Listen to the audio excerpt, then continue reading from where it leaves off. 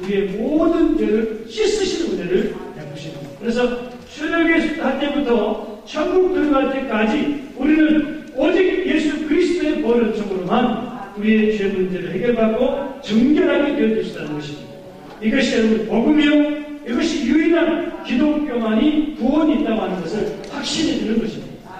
여러분, 혹이나 여러분들 교회에, 여러분 섬기시는 교회의 교단이 자유주의를 따르는, 아니면 WCC에 참가하는 교단이었다 할지라도 그 교단에서 여러분들 목사님들, 섬기시는 교회 목사님들이 종교다원주의를 비롯하는 여러분들 분별하셔야 될 줄로 믿습니다. 어디에도 구원이 없습니다. 오직 예수 그리스도만이 유일한 구주이신 것입니다. 우리는 확신이 믿어야 되고, 우리가 그 확신이 있을 때는 기독교가 생명의 종교가 됩니다.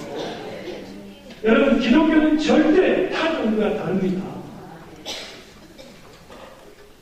인간이 사리 종교라고 해도 그 세 종파들 안에 우리 기독교를 포함시켜서 여러분 보편적으로 사대 종교 이렇게 얘기하지만, 기독교가 종교면 다른 단체들은 여러분 종교가 아니라 철학에 가까운 거예요. 그들의 종교라면 여러분 기독교는 종교 이상인 것입니다. 구별해야 돼요. 근데 반드시 기독교가 종교인 것은 종교는 신과 밀접한 관계가 있습니다. 유일하신 역사하신 종교는 기독교가 되었습니다. 죽은 사람의 영들을 신격화해가지고 섬겨서 만들어낸 여러분 집단들이 지금 종교라고 해서 드러나 있는 것입니다. 우리가 여러분 긍지를 가지고, 하나님이 나를 하나님의 자녀로 택해주신 것에 대한 긍지를 갖고 우리가 얼마나 열심히 하나님을 믿고 하나님의 뜻을 따라서 영광으로 이는 믿음의 사람들이 되었는가를 다시 한번 느끼니 헤아려 봐야 될 줄로 믿습니다. 자, 이렇게 해서 실제적 속죄사가 되면 이제 실제적 번제를 우리가 해야 되는 것입니다. 이렇게 은총의 종이라고 해서요, 모든 것이 은혜를 드린 것인데, 이 번제도, 실제적 번제도 번제 제사 준비와 드리는 번제를 필요한데, 의학에서 번제물은 흠없는 수양 한 마리였습니다. 그리고 이 제사를 평상복을 입은 대제사장의 번제를 드렸습니다. 자, 그러면 실제적인 번제에서는 어떻게 드려지는 것인가? 거룩하고 의로우신 예수님이 제물이 되십니다. 우리의 속죄의 제물이 되시지만 우리의 번제의 어린 양도 되신다는 것입니다. 그래서 천국의 예수님의 이름이 여러분 어린 양입니다. 요한계시록에 보면 천국에서 우리에게 모든 말씀을 주시고 사역하고 계시는 예수님을 예수님이라고 부르는 요한계시록은 새 이름을 어린 양이다. 우리의 이런 제물제식을 그대로 드러내시는 거죠. 그런데 이 제사 짓는 누가 하냐면, 예수님도 보혜사이시지만 다른 보혜사인 성령님을 강력히 하셨잖아요. 그 성령님이 하나님과 우리 가운데 교통하시면서 우리를 위한 번제를 드려주시는 거예요. 성령 하나님, 보혜사 성령님. 자, 그러면 이거 무슨 소리냐? 예수님이 드려주셔야지 왜 성령님이 드려주셔? 여러분, 우리는 삼위삼치 하나님이에요. 삼위일체 하나님이에요. 네, 한 분 하나님이세요. 한 분 하나님. 다만 뒷격이라는 분이시지. 그래서 예수님이 하실 수 있는 모든 사역을 내 것을 주어서 내 것을 너에게 알게 하겠다는 말씀하시잖아요. 성령님이 오셔서 그 모든 걸 다 이루시는 거예요. 주님은 육을 가지신 분이셨지만 성령님이 영으로 우리에게 오셔서 각자의 심령 속에 자유롭게 역사하실 수 있게 되신 것입니다. 그래서 보혜사 성령님이 오셔서 우리를 위해서 그 일을 감당해 주시는 거예요. 그래서 사역은 예수님께서 십자가에 희생당하신 것은 속죄제물과 번제물에서 모든 성도들을 대신해서 헌신하신 것을 의미하고, 성령께서 이 번제를 드려주시는 거예요. 예수님이 우리를 위해서 헌신하시고 성령이 우리를 위해서 제사를 드려주시고, 그래서 실제의 번제가 완성이 되어지는 것이다 라고 하는 것입니다. 그럼 예수님께서 희생적 번제를 드리셨는데 이건 무엇을 의미하느냐? 예수님께서 모든 성도들의 속죄를 위한 번제를 드려주셨기 때문에 모든 성도들은 죄의 문제를 해결하기 위한 헌신하신 은총을 받았다는 거예요. 자, 예수님이 죽으심으로 인해서, 번제물로 죽으심으로 인해서 내가 헌신할 수 있는 은총이 있겠다는 거예요. 헌신도 은총이 아니면 안 된다는 것입니다. 내 의로 할 수 없다는 거예요. 어떻게 내 의로 주님이 연합하신 헌신을 할 수 있습니까? 우리의 의로 한 것은 나를 위해서, 내 의를 위해서 우리가 헌신할 수 있도록. 그건 뭐예요? 나중에 다 자랑하게 돼 있어요. 주님 중심, 전부 내 중심으로 할 수밖에 없죠. 그러나 주님이 내게 그런 미리 죽으시고 내게 그런 은총을 예배하시기 때문에 그 은총을 받음으로 내가 주님 앞에 헌신하시다. 헌신조차도 은총이 아니면 안 된다고 합니다. 안 된다. 그래서 예수님의 십자가에 희생을 당하신 그 헌신이 있었기에 우리가 주님 앞에 헌신할 수 있는 은혜를 입게 됐다라고 하는 것이. 이것이 이제 객관적인 은총이라고. 객관적인 만인을 위해서 주님이 예배를 오시고 그 다음에 주관적인 은총은 개인적으로 적용될 때 주관적인 은총이 된다고 합니다. 예수님이 속죄제사와 번제를 드리시고 모든 은총을 다 예배해 놓으셨어요. 이게 여러분 객관적 은총. 누구라도 이걸 나에게 적용시켜서 내 것으로 하면 주관적 은총이 될 수 있습니다. 여러분 보세요. 신자와 불신자가 왜 차이가 납니까? 불신자들을 위해서도 주님이 죽으셨어요. 온 인류를 죽으셨습니다. 그런데 그들은 믿음으로 받아들이지 않기 때문에 그들에게는 속죄은총이 공급될 수 없어요. 저 문제 해결될 수 없어요. 그러나 우리 성도들은 의지를 위해서 그걸 사모하고 하나님 앞에 고백하면서 소원하기 때문에 여러분 믿음이라는 것 때문에 관계 형성이 되니까 그게 우리 공급돼서 왜 저 문제가 해결되는 은혜를 받는다는 것입니다. 그래서 우리가 헌신하는 것조차도 주의 은총으로만 주어지는 것입니다. 그래서 기독교는 은총의 종교다 이렇게 우리가 말을 하고 있는 것입니다. 자, 그러면 오형에서 대제사장이 번제를 드리는데 실제로 속죄제사에서는 성도들이 죄 문제를 해결하기 위해서 헌신할 수 있도록 성령님께서 은총으로 도와주신다는 거예요. 모든 것이 주님의 은혜가 되고 그분의 도우심이 없이는 우리가 될 수 없다고 하는 것을 알 수 있습니다. 예수 그리스도 속죄제를 통해서 속죄 은총이 예비됐고 그것이 내게 적용되고 이 문제가 그냥 가만히 있으면 주여 믿나이다 라고 하면 그냥 공급되는 게 아니라 반드시 객관적인 은총을 주관적인 은총으로 받아들이려고 하는 그런 노력이 있을 때 가능하다는 것입니다. 그래서 로마서 8장 26절에는 그렇게 말씀하잖아요. 이와 같이 성령도 연약함을 도우시나니 우리가 마땅히 빌 바를 알지 못하나 오직 성령이 말할 수 없는 탄식으로 우리를 위하여 친히 간구하시니라. 우리가 죄를 때문에 부지중해졌어요. 그래서 어떤 죄를 지었는지 몰라요. 근데 이 죄를 가지고 우리를 줄 수 없잖아요. 그때 성령께서 나도 모르게 탄식하며 기도하신다.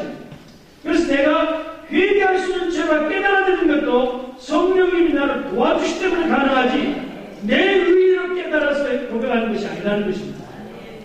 모든 것을 성령님이 도우셔서 왜요? 우리의 보혜사로 오셨기 때문에 도우셔서 그 일을 이루게 하신다는 것입니다.